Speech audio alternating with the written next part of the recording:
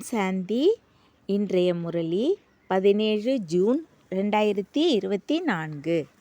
இனிய குழந்தைகளே, நினைவு மற்றும் படிப்பால் இரட்டை கிரீடம் கிடைக்கும். அதனால் உங்கள் குறிக்கோளை முன்னால் வைத்து தெய்வீக குணங்களை தாரணை செய்யுங்கள். கேள்வி: உலகை படைக்கும் தந்தை குழந்தைகள் உங்களுக்கு என்ன சேவை செய்கிறார்? பதில்: 1. குழந்தைகளுக்கு எல்லையற்ற ஆஸ்தி கொடுத்து சுகவாசிகளாக மாற்றுவது அவரது சேவை. வேறு யாரும் தந்தையை போல தன்னலமற்ற சேவை செய்ய முடியாது. 2. எல்லையற்ற தந்தை ஆசனத்தை கடனுக்கு பெற்று உங்களை உலக சிம்மாசனதாரிகளாக மாற்றுகிறார். தான் அந்த மயில் சிம்மாசனத்தில் அமர்வது இல்லை, ஆனால் குழந்தைகளை மயில் சிம்மாசனத்தில் அமர வைக்கிறார். தந்தைக்கு ஜடமான கோவில்களை கட்டுகிறார்கள். அதில் என்ன சுவை வரும்? குழந்தைகளுக்கே குதூகலம் கிடைக்கிறது. அவர்கள் சொர்க்கத்தின் அரச பாக்கியத்தை பெறுகிறார்கள். ஓம் சாந்தி. தன்னை ஆத்மா என உணர்ந்து தந்தையை நினைவு செய்யுங்கள் என்று இனிமேலும் இனிமையான குழந்தைகளுக்கு தந்தை சொல்கிறார். ஓம் சாந்தியின் அர்த்தத்தை குழந்தைகளுக்கு புரிய வைத்திருக்கிறார். ஓம் சாந்தி என்று தந்தையும் சொல்கிறார், குழந்தைகளும் சொல்கிறீர்கள். ஏன் என்றால் ஆத்மாவின் சுயதர்ம அமைதி. நாம் சாந்தி தாமத்தில் இருந்து முதலில் இங்கே சுகதாமத்திற்கு வருகிறோம். பிறகு 84 பிறவிகள் எடுத்து எடுத்து துக்கத்திற்கு வருகிறோம் என்பது இப்போது உங்களுக்கு தெரிந்துவிட்டது. இது நினைவில் இருக்கிறது தானே? குழந்தைகள் 84 பிறவிகளை எடுக்கிறார்கள், ஜீவாத்மாக்கள் ஆகிறார்கள். தந்தை ஜீவாத்மா ஆவதில்லை. நான் இவரது உடலை தற்காலிகமாக பெறுகிறேன் என்று சொல்கிறார். இல்லை என்றால் எப்படி பாடம் கற்பிப்பது? மன்மனா பவ. உங்கள் ராஜ்யத்தை நினைவு செய்யுங்கள் என்று குழந்தைகளுக்கு எப்படி அடிக்கடி சொல்வது? நொடியில் உலகின் அரசபாக்கியம் என்று இதற்கு சொல்லப்படுகிறது. எல்லையற்ற தந்தையாக இருப்பதால் நிச்சயம் எல்லையற்ற மகிழ்ச்சியும் எல்லையற்ற ஆஸ்தியும் கொடுப்பார். தந்தை மிக எளிய வழியை சொல்கிறார். இப்போது இந்த துக்கதாமத்தை புத்தியிலிருந்து விலக்கிவிடுங்கள் என்று சொல்கிறார். எந்த புதிய உலகை ஸ்தாபனை செய்து கொண்டு இருக்கிறாரோ அதன் எஜமானராக மாறுவதற்கு என்னை நினைவு செய்தால் உங்கள் பாவங்கள் அழியும். நீங்கள் மீண்டும் சதோ பிரதானமாக மாறுவீர்கள். இதைதான் சகஜ நினைவு என்று சொல்லப்படுகிறது. குழந்தை எப்படி லௌகீக தந்தையை எளிதாக நினைவு செய்கிறதோ அப்படி குழந்தைகள் நீங்களும் எல்லையற்ற தந்தையை நினைவு செய்ய வேண்டும். தந்தையை துக்கத்திலிருந்து விலக்கி சுகதாமத்திற்கு அழைத்து செல்கிறார். அங்கே துக்கத்தின் பெயர் அடையாளம் எதுவுமே இருக்காது. உங்கள் சாந்தி தாமத்தை நினைவு செய்யுங்கள். அந்த தந்தையின் வீடு உங்கள் வீடாக இருக்கிறது. அத்தோடு புதிய உலகையும் நினைவு செய்யுங்கள். அது உங்கள் ராஜஸ்தானி என்று மிக எளிய விஷயத்தை சொல்கிறார். தந்தை உங்களுக்கு எவ்வளவு தன்னலமற்ற சேவை செய்கிறார். குழந்தைகள் உங்களை சுகவாசிகளாக மாற்றிவிட்டு வான்பிரஸ்த நிலையில் பரந்தாமத்தில் அமர்ந்து விடுகிறார். நீங்களும் பரந்தாமவாசிகளே. அதை நிர்வாண தாமம் வான்பிரஸ்தம் என்றும் சொல்கிறார்கள். குழந்தைகளுக்கு சேவை செய்ய, அதாவது ஆஸ்தி கொடுக்க தந்தை வருகிறார். இவர் தானும் தந்தையிடமிருந்து ஆஸ்தி பெறுகிறார். சிவபாபா மிக உயர்ந்த பகவான். சிவன் கோவிலும் இருக்கிறது. அவருக்கு தந்தையோ டீச்சரோ யாரும் இல்லை. முழு சிருஷ்டியின் முதல் இடை கடைசியின் ஞானம் அவரிடம் இருக்கிறது. அது எங்கிருந்து வந்தது? ஏதாவது வேத சாஸ்திரங்களை படித்தாரா என்ன? இல்லை. தந்தையோ ஞான கடல், சுகம், சாந்தியின் கடல். தந்தையின் புகழுக்கும் தெய்வீக குணங்களை உடைய மனிதர்களின் புகழுக்கும் வித்தியாசம் இருக்கிறது. நீங்கள் தெய்வீக குணங்களை தாரணை செய்து இப்படி தேவர்களாக மாறுகிறீர்கள். முதலில் அசுர குணங்கள் இருந்தன. அசுரரில் இருந்து தேவராக மாற வேண்டும். இது தந்தையின் வேலையாக இருக்கிறது. குறிக்கோளும் உங்கள் முன்னால் இருக்கிறது. நிச்சயம் நீங்களும் அப்படி உயர்ந்த செயல்களை செய்திருக்க வேண்டும். கர்மம், அகர்மம், விகர்மத்தின் விளைவுகளை புரிய வைக்க, அதாவது ஒவ்வொரு விஷயத்தையும் புரிய வைக்க ஒரு நொடியே ஆகிறது. இனிமையிலும் இனிமையான குழந்தைகள் பாகத்தை நடித்தே ஆக வேண்டும். இந்த பாகம் உங்களுக்கு அனாதியாக அவிநாசியாக கிடைத்திருக்கிறது. நீங்கள் எத்தனை முறை சுகதுக்கத்தின் விளையாட்டில் வந்திருக்கிறீர்கள்? நீங்கள் எத்தனை முறை உலகின் எஜமானர்களாக மாறியிருக்கிறீர்கள்?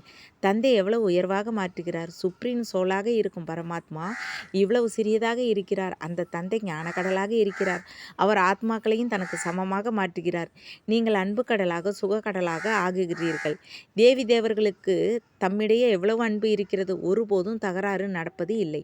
தந்தை வந்து உங்களை தனக்கு சமமாக மாற்றுகிறார். வேற யாரும் அப்படி மாற்ற முடியாது. ஸ்தூல வதனத்தில் விளையாட்டு நடக்கிறது. முதலில் ஆதி சனாதன தேவி தேவர் தர்மமும் பிறகு இஸ்லாம், பௌத்தம் போன்ற தர்மங்களும் நம்பர்வார் இந்த மேடைக்கு, அதாவது நாடகசாலைக்கு வருகின்றன. நீங்கள் 84 பிறவிகள் எடுக்கிறீர்கள். ஆத்மாக்களும் பரமாத்மாவும் நீண்ட காலம் பிரிந்து இருந்தார்கள் என பாடலும் இருக்கிறது. இனிமேலும் இனிமையான குழந்தைகளே, முதலில் உலகின் பாகத்தை நடிக்க நீங்கள் வந்தீர்கள் என்று தந்தை சொல்கிறார். நானும் சற்று நேரத்திற்கு இவருக்குள் பிரவேசம் செய்கிறேன். இது பழைய செருப்பாக இருக்கிறது. மனைவி இறந்தால் என்றால் பழைய செருப்பு சென்றது என்று கணவர் சொல்கிறார். பிறகு புதியதை பெறுகிறார். இதுவும் பழைய உடலாக இருக்கிறது. 84 பிறவிகளின் சக்கரத்தை சுற்றி வந்திருக்கிறார். நீங்களும் அப்படியே. நான் வந்து இந்த ரதத்தை ஆதாரமாக பெறுகிறேன். தூய்மையான உலகில் நான் ஒருபோதும் வருவதே இல்லை. நீங்கள் பதித்தமாக இருக்கிறீர்கள். வந்து எங்களை பாவனமாக மாற்றுங்கள் என்று என்னை அழைக்கிறீர்கள். ஒரு நாள் உங்கள் நினைவு பலனை கொடுக்கிறது. எப்போது பழைய உலகம் அழிய வேண்டுமோ அந்த நேரம் நான் வருகிறேன். பிரம்மா மூலமாக ஸ்தாபனை. பிரம்மா மூலமாக என்றால் பிராமணர்கள் மூலமாக. முதலில் குடுமையான பிராமணர், பின்னர் சத்திரியர். இப்படி குட்டிக்கரண விளையாட்டு விளையாடுகிறீர்கள். இப்பொழுது தேக அபிமானத்தை விடுத்து ஆத்மா அபிமானியாக வேண்டும். நீங்கள் 84 பிறவிகளை எடுக்கிறீர்கள். நானும் ஒரு முறை மட்டுமே இந்த உடலை கடனாக பெறுகிறேன், வாடகைக்கு பெறுகிறேன். நான் இந்த வீட்டின் எஜமானர் கிடையாது. இவரை நான் விட்டுவிடவும் செய்வேன். வாடகை கொடுக்க வேண்டியதாக இருக்கிறது. நான் வீட்டை வாடகைக்கு கொடுக்கிறேன் என்று தந்தையும் சொல்கிறார். எல்லையற்ற தந்தை வாடகை நிச்சயம் கொடுப்பார். உங்களுக்கு புரிய வைப்பதற்காக இந்த ஆசனத்தை பெறுகிறார். அப்படி புரிய வைக்கிறார். அதனால் நீங்களும் உலகின் சிம்மாசனதாரி ஆகிறீர்கள். நான் ஆவதில்லை என்று தானே சொல்கிறார். சிம்மாசனதாரி என்றால் மயில் ஆசனத்தில் உங்களை அமர வைக்கிறார். சிவபாபாவின் நினைவில் தான் சோமநாதரின் கோவில் கட்டப்பட்டது. அதனால் எனக்கு என்ன சுவை கிடைக்கும் என்று தந்தை கேட்கிறார். ஜட பொம்மையை வைத்து விடுகிறார்கள். குதூகலமோ குழந்தைகள், உங்களுக்கே சொர்க்கத்தில் கிடைக்கிறது. நானும் சொர்க்கத்திற்கு வருவதே இல்லை. பிறகு பக்தி மார்க்கம் எப்போது ஆரம்பமாகுமோ அப்போது இந்த கோவில் போன்றவற்றை கட்டுவதற்கு எவ்வளவு செலவு செய்கிறார்கள். இருந்தும் திருடர்கள் திருடி சென்று விடுகிறார்கள். ராவண ராஜ்யத்தில் உங்கள் செல்வங்கள் எல்லாம் அழிந்து விடுகின்றன. இப்பொழுது அந்த மயிலாசனம் இருக்கிறதா? எனக்கு எந்த கோவிலை கட்டியிருந்தீர்களோ அதை முகமது கஜினி வந்து கொள்ளையடித்து சென்று விட்டான் என்று தந்தை சொல்கிறார். பாரதத்தை போன்ற செழிப்பான நாடு வேற எதுவும் கிடையாது. இதை போன்ற தீர்த்த ஸ்தலமாக வேற எதுவும் ஆக முடியாது. எனினும் இன்று இந்து தர்மத்திற்கு அநேக தீர்த்த ஸ்தலங்கள் இருக்கின்றன. உண்மையில் எந்த தந்தை அனைவருக்கும் சத்கதி கொடுக்கிறாரோ அவருக்கு தீர்த்த ஸ்தலம் இருக்க வேண்டும். இப்படியாக டிராமா உருவாக்கப்பட்டு இருக்கிறது. புரிந்து கொள்வதும் மிக எளிதாக இருக்கிறது. எனினும் நம்பர்வாராகவே புரிந்து கொள்கிறார்கள். ஏன் என்றால் ராஜஸ்தானில் ஸ்தாபனை ஆகிய கொண்டு இருக்கிறது. இந்த லட்சுமி நாராயண சொர்க்கத்தின் எஜமானர்களாக இருக்கிறார்கள். இவர்கள் மிக உத்தம மனிதர்களாக இருக்கிறார்கள். இவர்களை தேவர்கள் என்று சொல்கிறார்கள். தெய்வீக குணங்களுடையவர்களை தேவர்கள் என்று சொல்கிறார்கள். இந்த உயர்ந்த தேவ தர்மத்தை சேர்ந்தவர்கள் இல்லற மார்க்கத்தை சேர்ந்தவர்கள். அந்த நேரம் உங்கள் இல்லற தர்மம் மட்டுமே இருந்தது. தந்தை உங்கள் டபுள் கிரீடதாரிகளாக மாற்றியிருந்தார். ராவணன் பிறகு 2 கிரீடங்களை இறக்கிவிட்டான். இப்பொழுது கிரீடமே இல்லை. பவித்திரத்தின் கிரீடமும் இல்லை, செல்வத்தின் கிரீடமும் இல்லை. இரண்டையுமே ராவணன் இறக்கிவிட்டான். பிறகு தந்தை வந்து நினைவு மற்றும் படிப்பால் உங்களுக்கு 2 கிரீடங்களை கொடுக்கிறார். அதனால் ஓ காட்பாதர், எங்கள் வழி ஆகுங்கள், லீஃப்ரெட் செய்யுங்கள் என்று பாடுகிறார்கள். அதனால் உங்கள் பெயரையும் வழிகாட்டி என்று வைத்திருக்கிறார்கள். பாண்டவர்கள், கௌரவர்கள், யாதவர்கள் என்ன செய்கிறார்கள்? பாபா எங்களை துக்கமான ராஜ்யத்திலிருந்து விடுவித்து கூடவே அழைத்து செல்லுங்கள் என்று சொல்கிறார்கள். தந்தையே உண்மையான கண்டத்தை ஸ்தாபனை செய்கிறார். அதை சொர்க்கம் என்று சொல்கிறார்கள். பிறகு ராவணன் பொய்யான கண்டத்தை உருவாக்குகிறான். அவர்கள் ஸ்ரீ கிருஷ்ண பகவான் வாக்கு என்று சொல்கிறார்கள். சிவ பகவான் வாக்கு என்று தந்தை சொல்கிறார். பாரதவாசிகள் பெயரை மாற்றியதால் முழு உலகமும் மாறிவிட்டது. ஸ்ரீ கிருஷ்ணரோ தேகதாரி, விதேகியாக ஒரு சிவபாபாவே இருக்கிறார். இப்பொழுது தந்தை மூலமாக குழந்தைகள் உங்களுக்கு மைட் கிடைக்கிறது. முழு உலகத்திற்கும் நீங்கள் எஜமானராகிறீர்கள். முழு ஆகாயமும் பூமியும் உங்களுக்கு கிடைத்து விடுகிறது. 3/4 கல்பம் வரை அதை உங்களிடமிருந்து பறிப்பதற்கு யாருக்கும் சக்தி இல்லை. எப்போது அவர்களின் மக்கள் தொகை கோடிக்கணக்கில் பெருகுமோ அப்போது படைகளை கொண்டு வந்து உங்கள் வெற்றி பெறுகிறார்கள். தந்தை குழந்தைகளுக்கு எவ்வளவு சுகத்தை கொடுக்கிறார். துக்கத்தை போக்கி சுகத்தை கொடுப்பவர் என்பது அவரது புகழ். இந்த நேரம் தந்தை உங்களுக்கு கர்மம், அகர்மம், விகர்மத்தின் விளைவுகளை அமர்ந்து புரிய வைக்கிறார். ராவண ராஜ்யத்தில் கர்மம் விகர்மமாகிறது. சத்தியுகத்தில் கர்மம் அகர்மமாகிறது. இப்பொழுது உங்களுக்கு ஒரு சத்குரு கிடைத்திருக்கிறார். அவரை கணவர்களின் கணவர் என்று சொல்கிறார்கள். ஏனென்றால் அந்த கணவன்மார்கள் எல்லோரும் அவரை நினைவு செய்கிறார்கள். அதனால் இது எவ்வளவு அதிசய நாடகமாக இருக்கிறது என்று தந்தை புரிய வைக்கிறார். இவ்வளவு சிறிய ஆத்மாவில் அழியாத பாகம் பதிக்கப்பட்டு இருக்கிறது. அது ஒருபோதும் அழியப் போவதில்லை. இதை அனாதி அவிநாசி நாடகம் என்று சொல்கிறார்கள். கடவுள் ஒருவரே. படைப்பு, அதாவது ஏணி மற்றும் சக்கரம் எல்லாம் ஒன்றாகவே இருக்கிறது. படைப்பையோ அல்லது படைப்பவரையோ யாரும் அறியவில்லை. எங்களுக்கு தெரியாது என்று ரிஷிகளும் முனிவர்களும் சொன்னார்கள். இப்போது நீங்கள் சங்கம யுகத்தில் அமர்ந்து இருக்கிறீர்கள். உங்களுக்கு மாயாவோடு யுத்தம் நடந்து கொண்டிருக்கிறது. அது விடுவதே இல்லை. பாபா மாயாவின் அறை விழுந்தது என்று குழந்தைகள் சொல்கிறீர்கள். குழந்தையே, சம்பாதித்த வருமானத்தை இழந்து விட்டாய் என்று தந்தை சொல்கிறார். பகவான் உங்களுக்கு பாடம் கற்பிக்கிறார். அதனால் நீங்கள் நன்றாக படிக்க வேண்டும். இப்படிப்பட்ட படிப்பு 5000 வருடங்களுக்கு பிறகே கிடைக்கும். நல்லது. இனிமேலும் இனிமையான காணாமல் போய் கண்டெடுக்கப்பட்ட செல்ல குழந்தைகளுக்கு தாய் தந்தை பாப்தாதாவின் அன்பு நினைவுகள் மற்றும் காலை வணக்கம். ஆன்மீக குழந்தைகளுக்கு ஆன்மீக தந்தை நமஸ்தே. ஆன்மீக தந்தைக்கு ஆன்மீக குழந்தைகளின் அன்பு நினைவுகள் மற்றும் நமஸ்தே. தாரணைக்கான முக்கிய சாரம். 1. இந்த துக்கதாமத்திலிருந்து புத்தியோகத்தை விலக்கி புதிய உலகை ஸ்தாபனை செய்யும் தந்தையை நினைவு செய்ய வேண்டும். சதோ பிரதானமாக மாற வேண்டும். 2. தந்தைக்கு சமமாக அன்பு கடலாக, அமைதி கடலாக, சுக கடலாக மாற வேண்டும். கர்மம் அகர்மம் விகர்மத்தின் விளைவுகளை அறிந்து சதா உயர்ந்த கர்மத்தை செய்ய வேண்டும். வரதானம். சதா ஊக்க உற்சாகத்தில் இருந்து மனதால் மகிழ்ச்சியின் பாடலை பாடும் அழியாத பாக்கியசாலி ஆகுக. பாக்கியசாலி குழந்தைகள், நீங்கள் அழியாத விதியால் அழியாத சித்திகளை பெறுகிறீர்கள். உங்கள் மனதால் சதா ஆகா ஆகா என்ற மகிழ்ச்சியின் பாடல் பாடிக்கொண்டே இருக்கிறது. ஆகா பாபா, ஆகா பாக்கியம், ஆகா இனிய குடும்பம், ஆகா உயர்ந்த சங்கமத்தின் சுகமான நேரம். ஒவ்வொரு கர்மமும் ஆகா ஆகாவாக இருக்கிறது. எனவே நீங்கள் அழியாத பாக்கியசாலியாக இருக்கிறீர்கள். உங்கள் மனதில் ஒருபோதும் ஒய், ஐ, ஏன், நான் என்பன வர முடியாது. ஒய் என்பதற்கு பதிலாக ஆகா ஆகா என்பதும், ஐ என்பதற்கு பதிலாக பாபா பாபா என்பதும் வருகின்றன. ஸ்லோகன். என்ன எண்ணத்தை எழுப்புகிறீர்களோ அதற்கு அழியாத அரசாங்க முத்திரை வையுங்கள். அப்போது ஆடாமல் இருப்பீர்கள். மாதேஸ்வரி மதுர மகா வாக்கியம். வாழ்வின் ஆசை பூர்த்தியாகும் அதிசய நேரம். வாழ்வில் சதா சுகமும் சாந்தியும் கிடைக்க வேண்டும் என்ற ஆசை நீண்ட காலமாக ஆத்மாக்கள் நம் எல்லோருக்கும் இருக்கிறது. பல பிறவிகளில் இந்த ஆசை எப்போது நிறைவேறும்?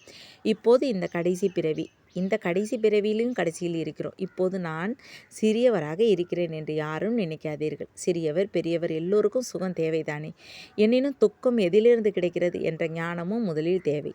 இந்த 5 விகாரங்களில் சிக்கிய காரணத்தினால் எந்த கர்ம பந்தனம் ஏற்பட்டிருக்கிறதோ அதை பரமாத்மாவினுடைய நினைவின் அக்னியால் சாம்பலாக்க வேண்டும் என்ற ஞானம் எப்பொழுது உங்களுக்கு கிடைத்திருக்கிறது. இதுதான் கர்ம பந்தனத்திலிருந்து விலகுவதற்கான சகஜ வழி. இந்த சர்வசக்திவான் தந்தையை போக வர மூச்சு நினைவு செய்யுங்கள். இப்பொழுது இந்த வழியை சொல்லும் உதவியை பரமாத்மா தானே வந்து செய்கிறார். எனினும் இதற்கான முயற்சியை ஒவ்வொரு ஆத்மாவும் செய்ய வேண்டும். பரமாத்மா தந்தை, டீச்சர், குரு உருவில் வந்து நமக்கு ஆஸ்தி கொடுக்கிறார். அதனால் முதலில் அந்த தந்தையினுடையவராக மாற வேண்டும். பிறகு டீச்சரிடம் படிக்க வேண்டும். அந்த படிப்பால் எதிர்கால ஜென்மங்களுக்கு சுகத்தின் பிராப்தி உருவாகும். அதாவது ஜீவன் முக்தி பதவியில் முயற்சிக்கு தக்கபடி அந்தஸ்து கிடைக்கும். மேலும் குரு உருவில் பவித்திரமாக மாற்றி முக்தி கொடுக்கிறார். அதனால் இந்த ரகசியத்தை புரிந்து கொண்டு அதற்கு தக்கபடி முயற்சி செய்ய வேண்டும். பழைய கணக்கை முடித்து புதிய வாழ்வை உருவாக்க இதுவே நேரம். இந்த நேரம் எந்த அளவு முயற்சி செய்து உங்கள் ஆத்மாவை பவித்திரமாக மாற்றுவீர்களோ அந்த அளவு ரெக்கார்டில் சுத்தமாக பதிவு செய்வீர்கள். பிறகு முழு கல்பமும் அதன்படி நடப்பீர்கள். அதனால் முழு கல்பத்திற்கும் ஆதாரமாக இருப்பது இந்த நேர வருமானம். பாருங்கள், இந்த நேரமே உங்களுக்கு முதல் இடை கடைசியின் ஞானம் கிடைத்திருக்கிறது. நாமோ தேவி தேவராக வேண்டும். இது நமது உயிரும் கலையாக இருக்கிறது. பிறகு அங்கே சென்று பலனை அனுபவிப்போம். பின்னால் என்ன நடக்கப் போகிறது, நாம் கீழே விழுவோம் என்பது அங்கே தேவி தேவர்களுக்கு தெரியாது. நாம் சுகத்தை அனுபவித்து பின்னர் விழ வேண்டும் என்பது அவர்களுக்கு தெரிந்திருந்தால் அந்த விழ வேண்டும் என்ற சிந்தனையில் சுகத்தையும் அனுபவிக்க முடியாது. அதனால் மனிதர்கள் சதா உயர்வதற்கு முயற்சி செய்ய வேண்டும். அதாவது சுகத்திற்காக வருமானத்தை சம்பாதிக்க வேண்டும் என்ற ஈஸ்வரிய நியமம் உருவாக்கப்பட்டு இருக்கிறது. எனினும் டிராமாவில் பாதி பாகமாக உருவாக்கப்பட்டு இருக்கிறது. இந்த ரகசியமும் நமக்கு தெரியும். எனினும் எந்த நேரம் சுகம் வருமோ அப்போது முயற்சி செய்து சுகத்தை பெற வேண்டும். இதுதான் முயற்சியின் சிறப்பு. நடிகர்களின் வேலை நடிக்கும் நேரத்தில் முழு திறமையோடு பாகத்தை நடிக்க வேண்டும். அதை பார்ப்பவர்கள் ஆகா ஆகா என்று சொல்ல வேண்டும். அதனால் தேவி தேவர்களுக்கு ஹீரோயின் பாகம் கிடைத்து இருக்கிறது. அவர்களின் நினைவு சித்திரங்கள் பாடவும் பூஜிக்கவும் படுகின்றன. நிர்விகாரி இல்லறத்தில் இருந்து தாமரை மலர் போன்ற மனநிலையை உருவாக்க வேண்டும். இதுவே தேவி தேவர்களின் சிறப்பு. இந்த சிறப்பை மறந்த காரணத்தினால் பாரதத்திற்கு இந்த கெட்ட திசை ஏற்பட்டிருக்கிறது. இப்போது மீண்டும் அப்படிப்பட்ட வாழ்வை உருவாக்கும் பரமாத்மா தானே வந்து இருக்கிறார். இப்போது அவரது கரத்தை பிடிப்பதால் வாழ்க்கை படகு கரை சேரும். நல்லது. ஓம் சாந்தி. தேங்க்ஸ் பாபா.